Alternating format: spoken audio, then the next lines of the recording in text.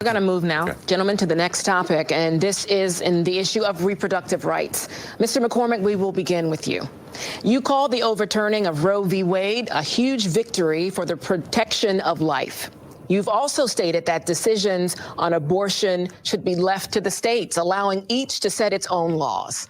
A woman is a woman no matter where she lives. So what is your reasoning for supporting a system where a woman's access to abortion is dependent on her state of residence? Now, if Dave McCormick was truly pro-life the way that I am, he would recognize the problem in the framing of this question, and he would point it out. Yes, a woman is a woman no matter where she lives, but a baby is a baby no matter where that baby lives. Right now, so that baby has rights. Like if you are a pro-life person, you ought to recognize that that baby has rights. Those rights are granted by God, or if you're not a theist like I am, they're granted by nature. Whatever. The government does not grant rights. The government can either protect rights or they can violate rights. So that baby has rights, and either the government's going to protect those rights or the government's going to violate those rights. Now, in the American system, the responsibility for protecting life falls on the state governments. It actually does. So it ought to be up to the states. The states ought to protect lives. And it's as simple as that. But he doesn't. We'll listen to McCormick's answer here. But he doesn't recognize. He claims to be pro-life, but he doesn't recognize the rights of the child. So he won't see how the framing of this question is spun against the pro-life position because he doesn't truly hold it. This is obviously a very polarizing issue. I'm a father of 6 daughters, and I believe that it's so polarizing that courts shouldn't decide, judges shouldn't decide, people should decide. And there's very different views across states. So I believe it's a states' rights issue. Pennsylvania has a law. Republicans and Democrats alike have supported it. It was signed into law by Senator Casey's father, Governor Casey. Nowhere is he talking about the rights of the unborn. And if you're pro-life, that's got to be how you frame it. Now, I understand, as a libertarian, I understand the pro-abortion stance. And I will actually, as a libertarian, call it a pro-choice stance because pro-choice libertarians tend to truly be pro-choice. Pro-choice Democrats do not be. The pro-choice Democrats tend to say, there's one choice that you can make that I will protect, and it's your choice to have an abortion. Pro-choice libertarians are actually pro-choice. And I will disagree with them, but at least I can understand their argument. Their argument is that the fetus is not a human being that deserves protection.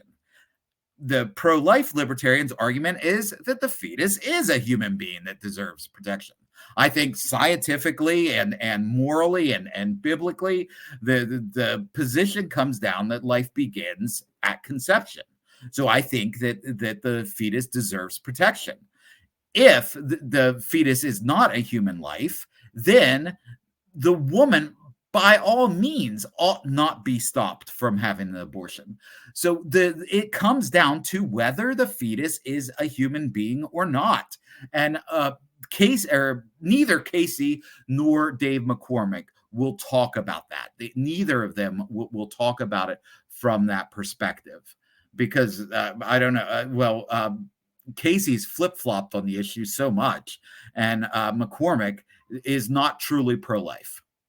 Also support the 3 exceptions for rape, incest, and life of the mother. And I would not support any national legislation or any national ban. And Senator Casey's the extremist on this. Senator Casey has voted for legislation that allows abortion up to the end of the 3rd trimester and federal funding for it. I think that the people should decide. That is a very extreme position. Few people recognize that there are only like 6 countries in the world that allow abortions right up till the moment of birth. And those countries are places like North Korea, Communist China, Vietnam, South Korea, interestingly, is one of those countries. Canada under Trudeau, which is basically a socialist country at this point, and the United States. Those are like the only 6 countries in the world that allow that. Abortions without question after the 20th week. Like, I think there are like 52 countries in Europe, and 49 of those 52 countries will not allow an abortion without question after the 20th week.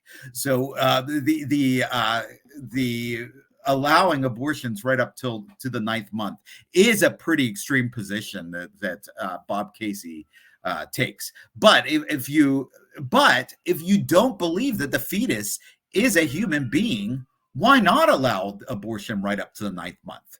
If you believe that a personhood doesn't exist until the person can speak and display some level of until the brain is fully developed, then why not allow people to allow their children to die up till the age of like 25 when the brain is fully formed? It's really, unless you get to the heart of the issue, which is what is the being that's in the womb of that woman, none of the positions make a lot of sense. It's a very tough issue.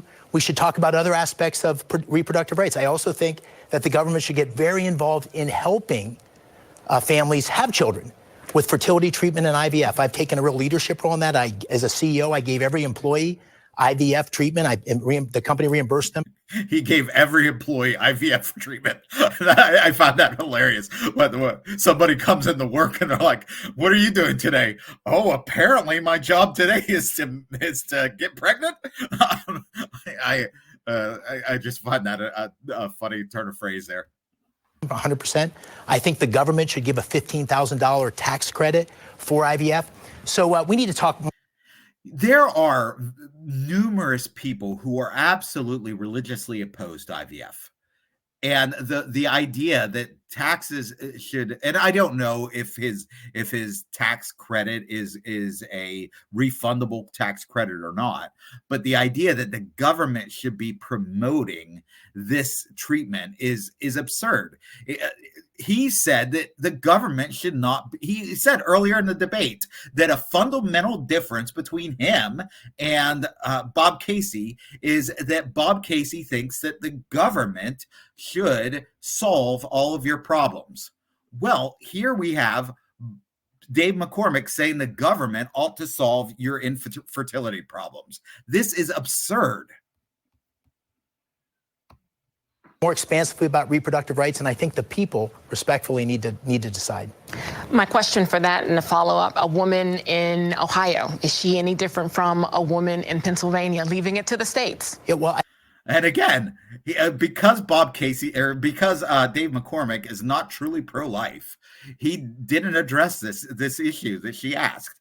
And the correct way to address this is, I believe that a fetus in Pennsylvania deserves protection, and a fetus in Ohio deserves protection, and it is up to those state governments to protect them. I think when you say states, you mean people. So people get to decide. People get to elect officials that represent their views. So you can't have it both ways. You can't say that we want to have it to be a state's rights, and then when the state does. If the baby is not a human being, then a collective of people ought not to be making the decision.